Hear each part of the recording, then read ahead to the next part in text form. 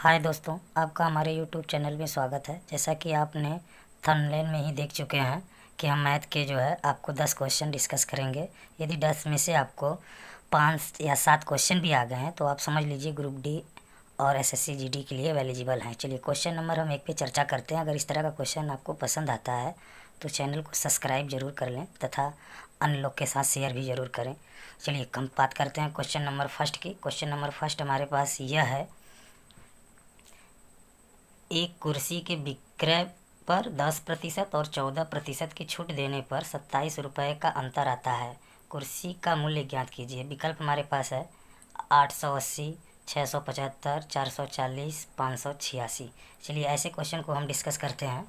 जैसा कि आप देख रहे हैं 10% और 14% की छूट देने पर 27 रुपये का अंतर आ रहा है। तो आप बताइए, अब ये तो बोल रहा है कि 10% और 14% का अंतर, यहाँ से आप अंतर देख रहे हैं तो कितना आ रहा है? 4% का अंतर आ रहा है। 4% ये कह रहा है, वो तो कह रहा है कि 27 का अंतर आ रहा है। यानी आप सिंपल से देखिए 4% बराबर 27 है, तो बताइए 1% बराबर क्या हो जाएगा? 27/4। अब हमको तो टोटल निकालना होता है कितना? 100%। तो बताओ 100% अब बराबर यहाँ पे क्या हो जाएगा? गुणे 100 कर देंगे आप। इसको आप काटेंगे तो ये हो जाएगा 25। आपके पास क्या है? 27 गुणे 25 और गुणा करेंगे तो आपके पास क्या आएगा? 675। तो आपका उत्तर कौन सा सही होगा? विकल्प नंबर बी राइट होगा। चलिए अब इसको हम एक और मेथड से देखते हैं। हमारा एक और मेथड है, ये मान लीजिए इसको हम समझते हैं कि 100 रुपया का। चलिए अब कुछ सिंपल सा है। चलिए दूसरा मेथड दूसरे सवाल में हम चर्चा करेंगे। चलिए अब हम बात करते हैं क्वेश्चन नंबर 2 की। चलिए हमारे पास क्वेश्चन नंबर 2 यह है, दो संख्याओं में 2 का अंतर है, दोनों के वर्गों का अंतर 100 है, तो इन संख्याओं का योग है। विकल्प दिया है 40, 48, 50, 38। चलिए हम बात को समझते हैं। ये हमारे पास कहा है कि दो संख्याओं का, मान लीजिए संख्या हमारा यक्स है, एक वाई, दोनों का अंतर कर रहे हैं तो 2 आ रहा है। लेकिन कह रहा है जब इसी का हम वर्ग कर दे रहे हैं, यानी यक्स का स्क्वायर और वाई का स्क्वायर, तो अंतर देख रहे हैं कितना आ रहा है? 100 आ रहा है। तो हमें निकालना का है कि यक्स और वाई का योग निकालना है, दोनों संख्याओं का योग बताना है। तो आप बताइए, इसके बराबर आप जानते हैं फार्मूला कि एक में क्या होगा? माइनस होगा और एक में क्या होगा? प्लस होगा। और बराबर तो 100 बोला ही है, लेकिन एक्स माइनस वाई बराबर का दिया है 2, तो यहाँ 2 रख दीजिए। यहाँ एक्स प्लस वाई बराबर का हो जाएगा 100। तो एक्स प्लस वाई इक्वल का हो जाएगा, ये गुणे में है, ये बटे में हो जाएगा, यानी 100/2। आपने देखा कितना उत्तर आ गया? 50। तो विकल्प नंबर हमारा कौन सा जाएगा? विकल्प नंबर C. C is right answer. Okay, चलिए हम तीसरे क्वेश्चन की ओर चर्चा करते हैं। तीसरा क्वेश्चन हमारे पास है, यदि 31 गुणे 23 बराबर 713 है तो 3100 गुणे 0.00023 का मान क्या है? विकल्प हमारे पास देख रहे हैं 0.173, इस तरह विकल्प देख रहे हैं। चलिए आप इसको अगर लगाना चाहते हैं उसको पुश कर लगाइए, ठीक है। चलिए हम आपको बताते हैं। ऐसे कि आप तो देख ही गए हैं कि 31 गुणे हम कितना कर रहे हैं? 23, तो हमारे पास 713 आ ही रहा है। तो ये तो कन्फर्म हो चुका है कि 3100 गुणे 0.003 है, फिर इतना इसको गुणा करेंगे तो लास्ट में हमारे पास कितना आएगा? 713 तो आएगा ही आएगा। अब जैसा कि विकल्प में देख रहे हैं 713 सब में है, दशमलव का केवल खेल है। तो चलिए हम बात करते हैं, ये 3100 है गुणे, अब यहीं पर खेले, इसी में दशमलव है, तो यहाँ इसका मतलब तो केवल 23 होगा। लेकिन जितने नंबर तक दशमलव उतना जीरो लगा दीजिए। 1 2 3 4 5, तो 1 लिख कर आप कितने शून्य लिखाएंगे? 5 लिखेंगे।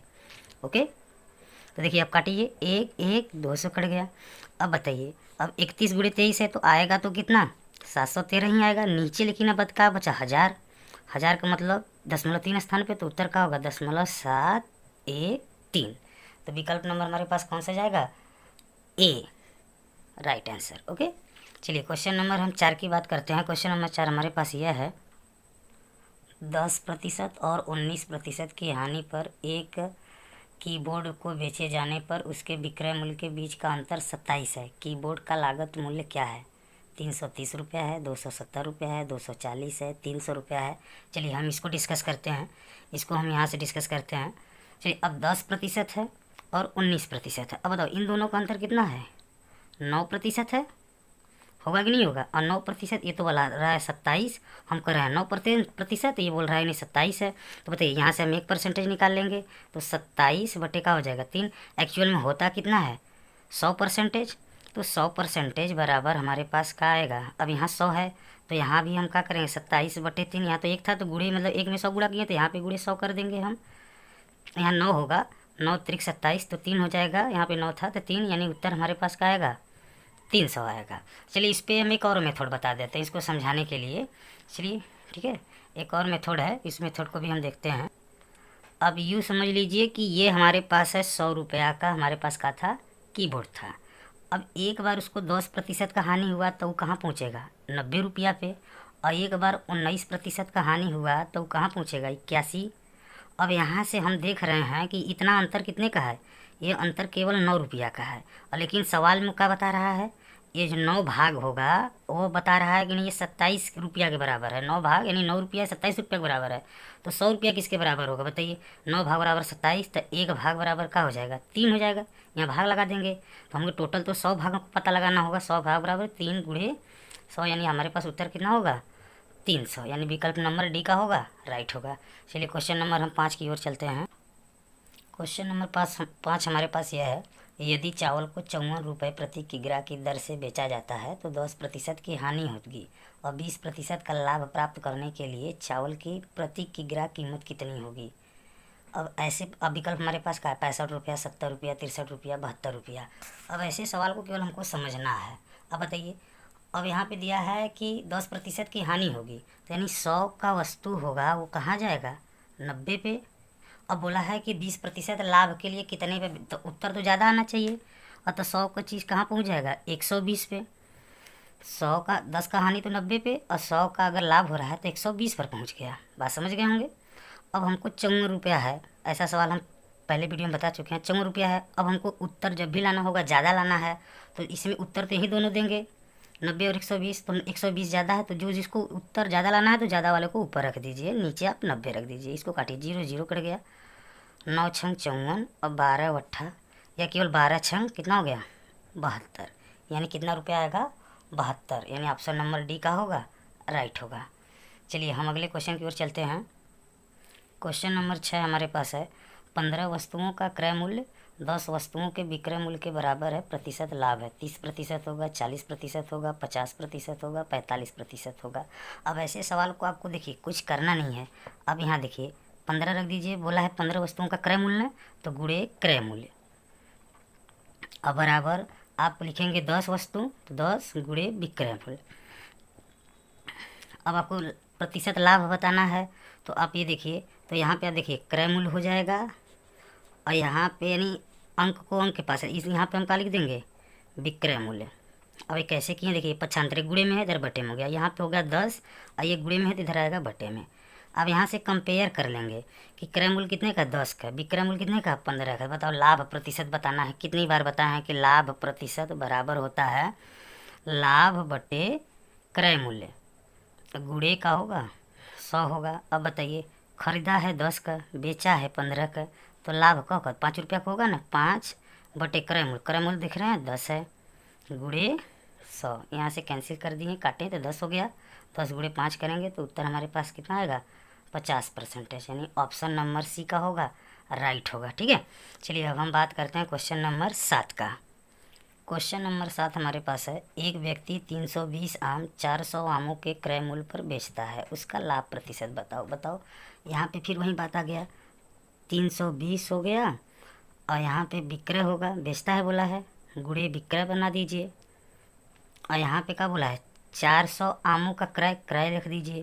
तो अब बताइए कंपेयर करेंगे तो यहाँ पे क्रय मूल्य 300 हो जाएगा, ये विक्रय मूल्य हो जाएगा, जिस तरह से पहले बताए हम। तो आप देख रहे हैं कि जो क्रय मूल्य है वो कितना होगा हमारे पास 320 रुपया, अब विक्रय मूल्य का होगा उल्टा हो जाता है ये 400। तो अब यहाँ से बताइए लाभ कितने का होगा 80 रुपया का, तो 80 रख दीजिए बटे, हमेशा नीचे क्रय मूल्य लिखा जाता है लाभ प्रतिशत के लिए ना, तो यहाँ पे क्रय मूल्य कितना है 320 गुणे 100, 0 0 कट गया, 8 चौका 32, 4 से इसको काटेंगे तो 25 चौका का होता है 100 होता है, तो ऑप्शन नंबर कौन सा जाएगा डी, राइट आंसर। चलिए क्वेश्चन नंबर हम 8 की बात करते हैं। क्वेश्चन नंबर 8 है, नमक के मूल्य में 20% की कमी होने पर एक खरीदार 100 रुपये में 4 किग्रा नमक और ख़रीद लेता है, नमक का घटा हुआ मूल्य क्या होगा। आपको ये बताना, विकल्प आपके पास दिया है 4 रुपया, 5 रुपया, 6 रुपया 25 पैसा, 6 रुपया 50 पैसा। चलिए इस तरह के सवाल को लगाने का एक बेस्ट ट्रिक है 1 kg का प्रतिशत, 1 kg का प्रतिशत, ये बेस्ट ट्रिक है। अब 1 किलो का दाम कैसे पता चलेगा बताओ? 100 रुपया में 4 किग्रा एक्स्ट्रा ले रहा है तो 1 किलो का दाम कितना होगा? 100 रुपया में 4 किलो ले रहा है, यानी इसको हम काटेंगे तो आएगा का 25 रुपया, यानी 1 किग्रा का दाम का होगा 25 रुपया। तो 1 kg का प्रतिशत, तो यानी 1 किलो का दाम निकाल दिए हम, 1 kg का दाम पता लग गया, यहाँ से 1 kg पता लग गया 25 रुपया, 25। और यहाँ पे आप क्या लिखेंगे? 25 का माने गुणा, प्रतिशत बोला है, कितना प्रतिशत का कमी हो रहा है? 20% का, यानी 20/100। तो यहाँ से जब भी यह आएगा तो हमेशा क्या आता है? वर्तमान मूल्य आता है कि वर्तमान में क रुपया किलो है वो चीज़। नमक ना जी, नमक तो सवाल नमक आएगा। इसको हम काट दिए 25 से कम 25, 25 चौका 100, ये काट दिए तो आपका आया कितना? 5 रुपये, यानी वर्तमान मूल्य उसका कितना है? 5 रुपये। तो आपको समझ में आ गया, यानी घटा हुआ मूल्य का है 5 रुपये। तो ऑप्शन नंबर कौन सा जाएगा? बी। चलिए हम लास्ट क्वेश्चन की बात करते हैं। क्वेश्चन नंबर हमारे पास 9 है।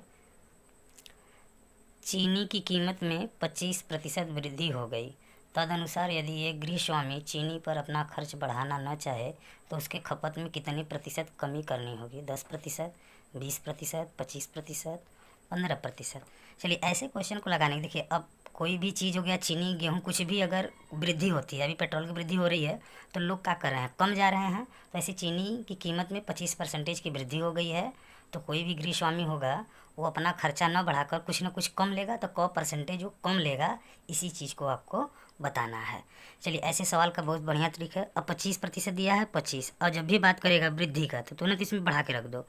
वृद्धि बोला है तो यहाँ पे क्या हो जाएगा? 125। यहीं कमी बोला होता तो यहाँ पे क्या हो जाता? 75 गुणे 100। तो हमेशा आपको ये ट्रिक दिमाग में रखना है। इसको 25 से कम 25, 25 पंजे 125, यहाँ पे काटे तो उत्तर हमारे पास क्या गया? 20%। ओके, आपको समझ में आ गया होगा। अगर आपको अब वीडियो अच्छा लगता है इस तरह का तो आप प्लीज़ चैनल को सब्सक्राइब करें और लोगों को साथ शेयर ज़रूर करें। धन्यवाद।